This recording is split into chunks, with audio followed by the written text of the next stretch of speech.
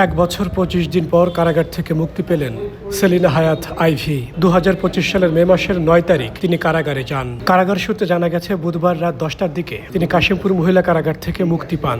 এরপর একটি গাড়িতে তাকে কারাগার থেকে বেরিয়ে আসতে দেখা যায়। আইভী এ সময় গণমাধ্যম কর্মীদের সঙ্গে কোনো কথা বলেননি, তবে তার আইনজীবী কথা বলেছেন।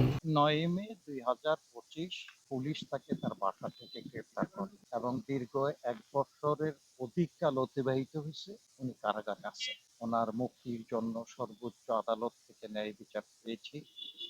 সর্বোচ্চ মহামান্য হাইকোর্ট জামিন দেওয়ার পরে রাষ্ট্রপক্ষ জামিনের আদেশ স্থগিত করার জন্য চেম্বার জজে যায়। মহামান্য আপিল বিভাগ এই শুনানি অন্তে নিম্ন আদালত হাইকোর্ট বিভাগের যে আদেশ সেটা বহাল রাখে এবং আইবির জামিনে মুক্তি পেতে কোনো বাধা নেই। আমরা দীর্ঘ আইনি প্রক্রিয়া এই লড়াই চালিয়ে গেছি এবং ন্যায় বিচার পেয়েছি। এবং যেই মোকদ্দমাগুলি আইবির বিরুদ্ধে দায়ের করা হয়েছে সেই মোকদ্দমাগুলি মূলতই ভিত্তিহীন।